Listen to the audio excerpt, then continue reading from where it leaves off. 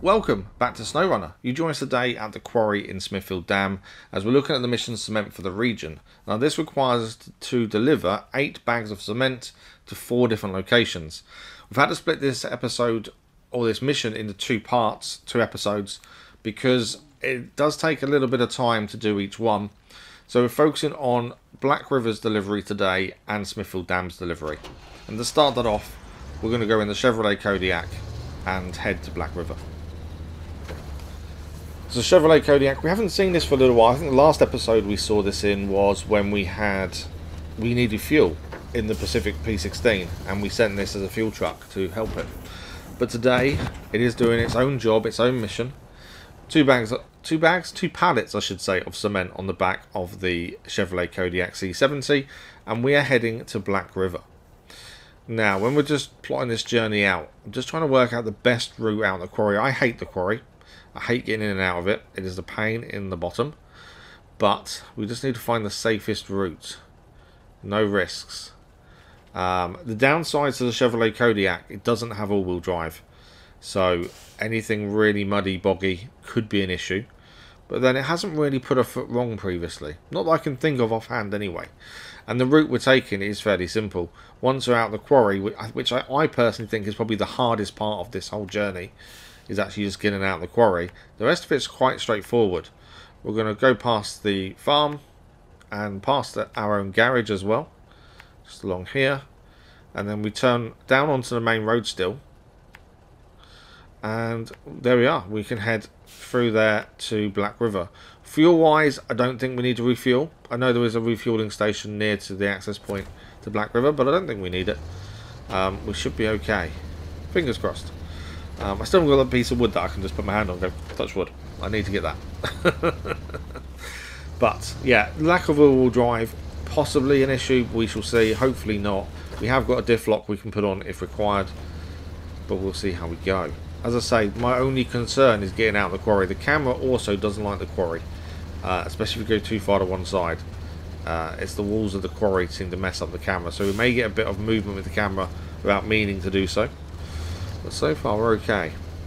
As I say, all their vehicles now have off-road tyres on anyway, so with that in mind they should be absolutely fine. Chevrolet Kodiak has the off-road 43 inches Euro D3s, so all good as far as I'm concerned. But yeah, it's been a stalwart of ours for a little while. We haven't really utilised it probably as much as we probably should have done. The problem is we've got the GMC, we've got the Chevrolet Kodiak C70, and we've got the Fleet Star. They're all very similar. The Fleet Star has all-wheel drive, which sets it apart from the other two and gives it probably a little bit more usage. Let's just check we're going the right way. No, we don't want to be going up. We want to be going down here. It's always this is my issue with the quarry. Trying to tell leveling is difficult as well. I think, well, yeah, we don't want to be going up. We want to be going to the right, not the left turn. There we go. Good job we checked, because we would have come out somewhere different. But yeah, those 3 vehicles are very similar. The Fleet Star has the advantage. And we never used to like the GMC until we changed its tyres, and now it's actually quite reliable. But again, no all-wheel drive, so it can get a bit iffy sometimes. But they're very good for these smaller jobs. You know, they can all have a back on, carry a couple of pallets. They work really well like that. So there are 3 kind of smaller job vehicles. And then we have the bigger vehicles, trucks like the Pacific P16, which is very heavy duty. The Transstar and the Twin Steer. Oh, we slid off a little bit there. The problem is there is no winch points. Diff lock on, low range. Come on, back on it. This is where the quarry can be really tricky and dangerous. I'm okay. It always happens when I'm starting to chat away and I get carried away and don't focus on what I'm doing. I always tend to then make a little error that could really cost us. We're just going to stay in low range for a minute just to make sure we're okay here. The big test as well will be actually getting up the hill. There's a big hill to leave the quarry, and it'd be interesting to see how we go up there. If it does it in one go, or we need the help of the diff lock or trees, that would be the interesting one. We might actually start with the diff lock on, I'm not sure. No, I think actually we'll go up naturally, see what happens, and then if we need help we'll try diff lock and low range, and if that doesn't help, trees. We'll see if it can make it on its own. It's not really a heavy load. That's the thing. We don't want to go left there. That'll be the route that we take later, in the next episode, in fact. Because I am going to have to split this, I think. All the way to Black River and then the warehouse and Smithfield Dam is going to be quite 2 long journeys. So I don't see us being able to do this in one episode. I'll know more once I finish the actual missions, to be fair. And I may have to split it in editing, but we shall see. Right, can we get up here naturally without any help? It's going okay. Come on. A little bit more. A little bit. Nah, just getting caught. I don't think it's going to do it. No, handbrake on. Okay, diff lock, low range. See if we can do it without a tree. Yeah, we're all good. We're all good. Okay, so we did need to use diff lock to get out. It shows you how much low range and diff lock can really help on the slopes like that. It wasn't really wet mud or anything. Just it's the gradient that causes the issue. But I really do like driving these smaller trucks. You know, the GMC has grown on us. Chevrolet Kodiak I always liked. I just think because they're quite nice, these quick, easy jobs. We have got a few more smaller missions we still need to complete, where we're going to need a crane on the back to pick up some lost stuff. I think there was oil drums on Smithfield Dam we need to do. And I think there's special cargo or something on Drummond Island as well. I think that still needs to be done. Not sure about anything else. But that's where these vehicles are really come in handy. But this is where the Fleet Star kind of needs using more than this one and the GMC, because it has all-wheel drive. And if you're collecting things that have been lost like that, I guarantee we're going to need all-wheel drive, because it's going to be them instances where it's going to be very wet, muddy, or it could just be boggy and watery. I don't know, but we're going to need... I don't know if we trust the GMC or the Kodiak enough to try. Maybe we have to try. Maybe I need to have all 3 vehicles ready to rumble when we come to do that mission on Smithfield Dam. I think there's 4 lots to pick up. I may have all 3 ready at the garage and send each one out to do 1 each and just see how we go. All it needs is a crane on the back, although it's a bit of a waste because I think we can fit 2 on each. I know I'm talking about a completely different mission, but this journey should be fairly simple from here on, so it's one of those. But yeah, they can all carry 2, so I don't know if that's a bit of a waste using 3 different trucks. But it's quite nice to see the difference, and obviously the Fleet Star having its advantage as well. I'll have to have a proper look at that mission and see if it's doable that way. It may be the Fleet Star does 2 and the other 2 do 1. I don't know. We'll figure it out. But yeah, it'd be nice to use different vehicles, I think, more than anything else. So we're just going past the farm now. Can we get a bit dodgy around here? The mud isn't the best, but hopefully the tyres should do their job. It's amazing how much difference the tyres make to each vehicle. You know, the road tyres obviously going off-road with the GMC made the GMC unusable originally, and then as soon as you change to all-terrain you can see a difference, and then on top of that off-road is even better than all-terrain. You do lose grip on the roads, but how often are we on a proper road? But it's amazing how much difference a tyre makes. It really is. It's impressive, really. It's something you don't think about in everyday life, I wouldn't say. But it actually is quite incredible how much difference. But we're just coming up the hill now. We'll be heading towards our garage. Fuel-wise, like I say, I think we'll be fine. There is a fuel station, if I remember correctly, in Black River, just past town storage. So when we need to come back, we'll do it. We'll fill up first. I suppose, yeah, because we could depend on what's mission. There's no side missions left to do in Black River. But I have looked at some of these bigger jobs. There is a big mission coming up, which is the super order, and we need different things going to different places. So it may be the Chevrolet Kodiak may need to bring something back from Black River for that mission that will then have to load up on the trucks and go. Maybe so. I'm not going to bring it back immediately, just in case we need to bring something back with us. So we'll leave it there once this is done.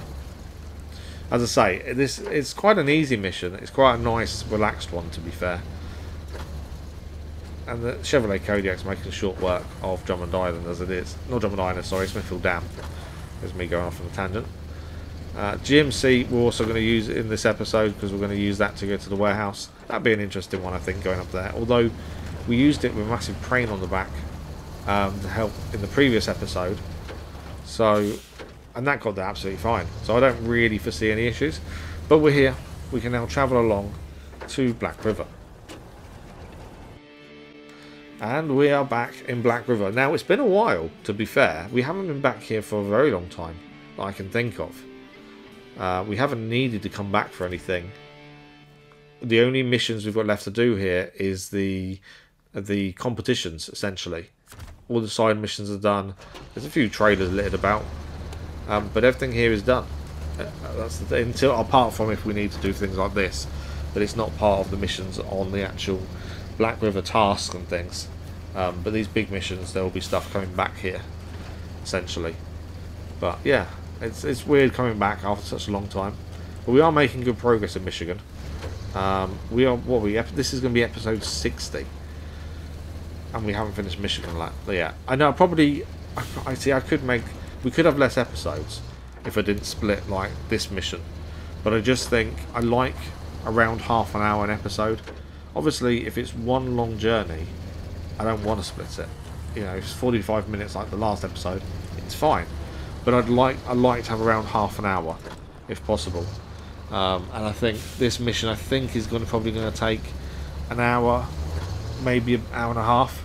I'm thinking more of the bigger journey, because we're going to have to take 2 lots of cement to Island Lake and then 2 to Drummond Island. The plan is to do that in one go, hence splitting into 2 episodes. The next episode after this, my plan is to have that as just that one long journey. And today's episode will have what we're doing now with the Chevrolet, and then we'll also do the GMC as well. But obviously we could have less episodes in Michigan if I didn't split, but I prefer shorter episodes. Let me know what you guys think. Do you want longer episodes rather than the shorter ones? I've always just found that people's attention span favours more a short episode than a longer one. But yeah, let me know what you think. It'd be interesting to see what you guys think about longer and short episodes. I think we have spoke about it a little bit before. But we're arriving in the town centre of Black River. Now, we just got to find the right hand turn. I haven't labelled this up, so I just want to try and guess which one it is. Don't think it's that one. Is it this one? Maybe. Ah, it's here. It's on our right hand side. There we go. I vaguely remembered where it was. I overshot it a little bit, but I vaguely remembered where it was here. So we can get this first part of cement for the region done. 2 pallets of cement. It's not 2 bags, a lot more than 2 bags. 2 pallets of cement delivered to town storage in Black River.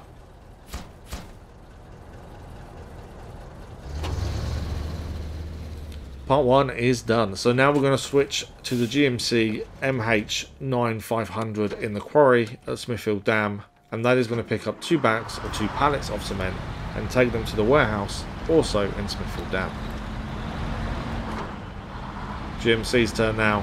Can we get all the way to the warehouse without any issues? I think we will. I don't like to say. We've already been that kind of route with the GMC before. It's fairly simple, and as we've got we're quite small, compact. It should be fairly simple to get there. There's one corner that does cause me issues, but I think in a small compact vehicle like the GMC, I can't see it being too much of a problem. Right, which way are we getting out of this quarry? See, we're facing a different. Are we facing? Yeah, we're facing a different way this time. So we're gonna go. Are we going a different way? I can't remember if we are now. I can't remember what I just did in the Kodiak. I don't know if we're going out a different way or not, but we're just marking up the route. I just want to make sure we don't turn left that first bit. It'll be interesting if this can make it up the hill all on its own steam as well. And then we're heading all the way up. It's a fairly simple journey. It will take, I don't know, I'm guessing a rough 10 minutes. All in all. Depending how easy it is to get out of the dam. Out of the dam, out of the quarry. We're in Smithfield Dam, that's the issue. But yeah, it's the quarry, and I've already messed up. I can't get the GMC to turn enough. Come on. What am I doing? I was trying to take the corner and just can't get it to turn. Come on, turn. Turn. I was about to big you up, GMC, as well. I think we're okay. So, for those that haven't watched the first few episodes of our series of SnowRunner, the beginning parts in Black River. The GMC was one of those vehicles that back then we didn't have a choice of tyre, we didn't have the money, we hadn't had them unlocked. So it only had road tyres, and it was horrendous. Mainly because there's not many roads in Black River, other than the main town. And a lot of our jobs didn't involve going to the main town. Or if they did, you had to go elsewhere first. So the GMC became very unused, unloved. And eventually when we did unlock better tyres, we needed the money. So we actually sold the GMC.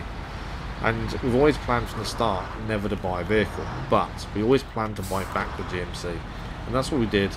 We put on some brand new off-road tyres, and it's a completely different vehicle to what we had at the start. And as I was saying with the Chevrolet, it's incredible how much tyres change a vehicle.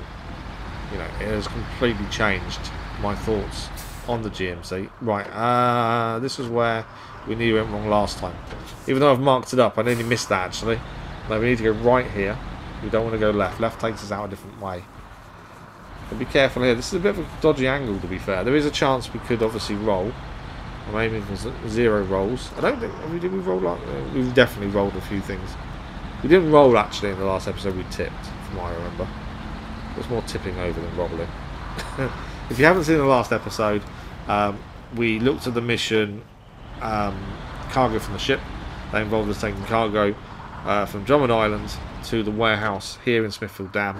Not the same warehouse we're going to today though, the first one that's near the middle of the map. Let's just focus on the hill for a second.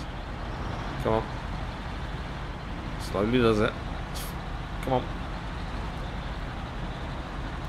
I think we can see the differences between the Kodiak and the GMC already.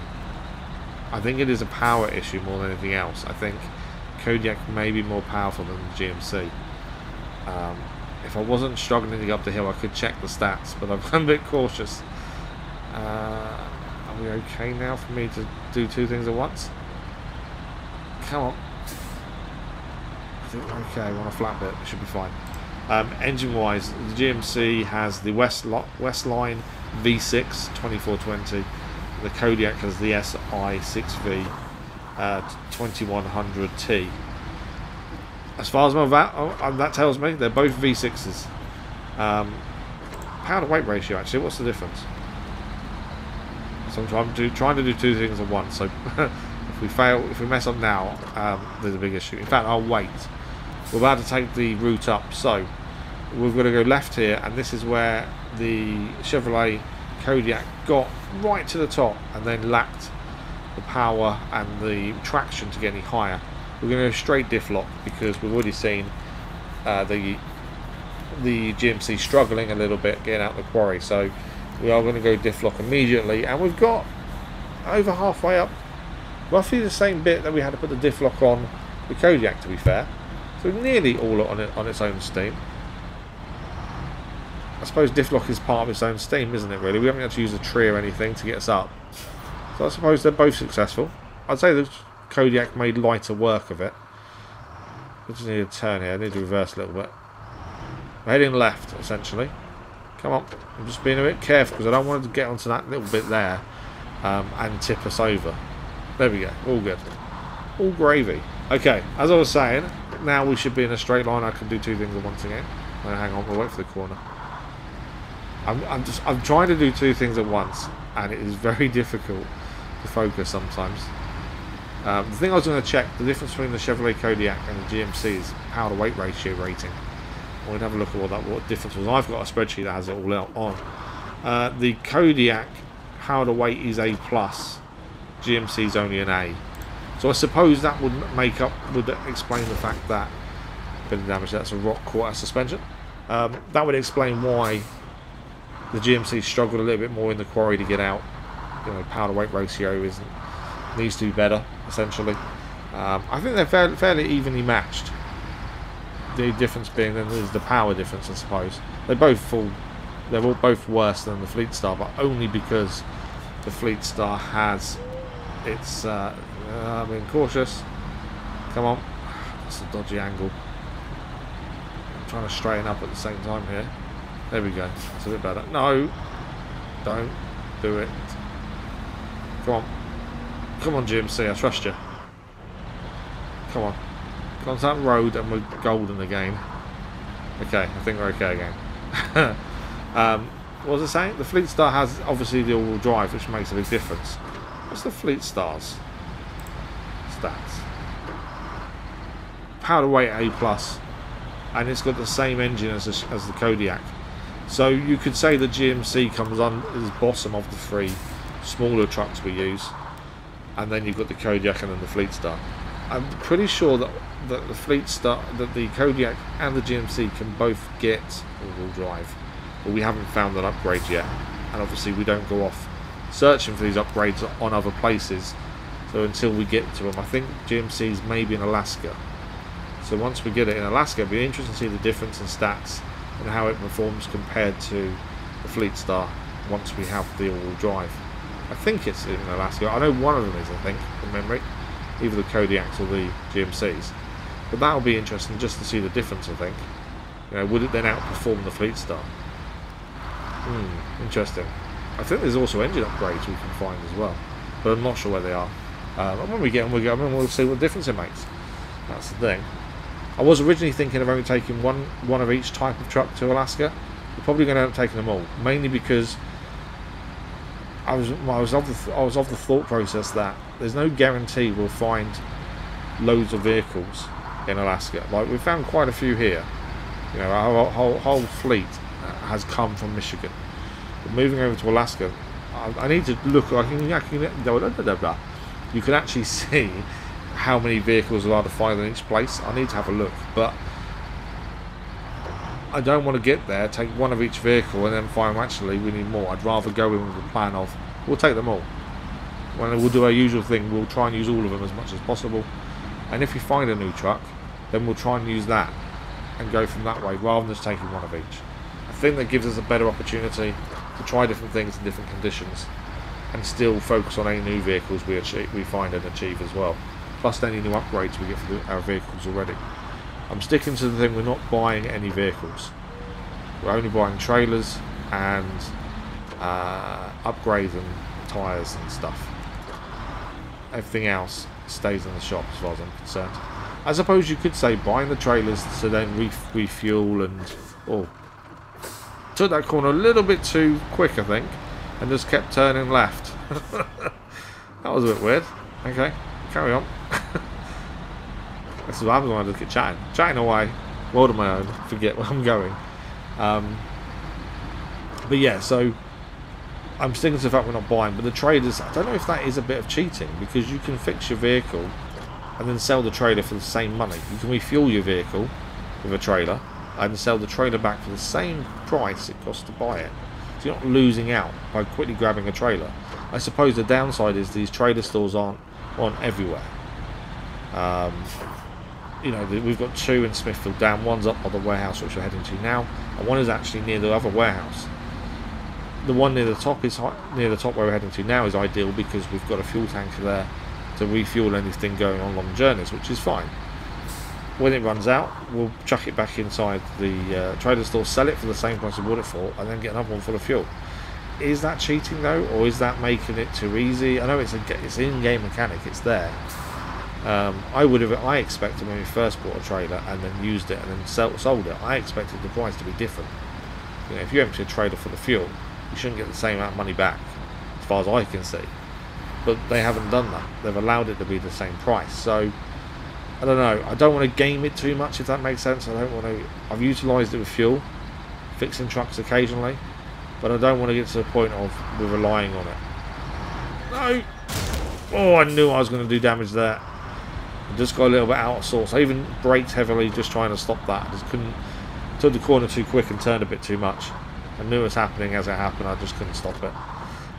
But yeah, so I don't really want to use the trader stores too much, if that makes sense. We've used them a bit already, but then we do lose money if we don't go back and take a trader back afterwards. We lose the money on it. So there is also that aspect, and sometimes it's easier not to take it all the way back. That's the thing. So I don't know. What do you guys think about using the trailers with fuel and fixing vehicles? Is it, you know, is it a bit of cheating, a bit of making things easy, or is it an in-game mechanic that you just utilising to the best of your ability? Let us know what you think in the comments. It's an interesting one, I think. I don't think we've done anything majorly wrong with how we've used them, but it's something I've been thinking about. Are we overusing that mechanic to make life a little bit easier for ourselves? That's the thing. And I could have stuck this on hard mode at the start, and I did think about it. I don't know what the real differences are, to be fair, but we've done it as we are, so that's what we're sticking to. Oh, I can't explain that. I just can't tell you what happens. I don't know myself. We're here though, two pallets worth of cement to the warehouse in Smithfield Dam, delivered and sorted. So this is where we're going to end part 1. As I say, the second part will be the taking 2 lots of cement to Island Lake and 2 lots to Drummond Island, but all in one go. So that'll be in the next part of Cement for the Region. But thank you for watching this first part of Cement for the Region, and we'll see you next time for more SnowRunner.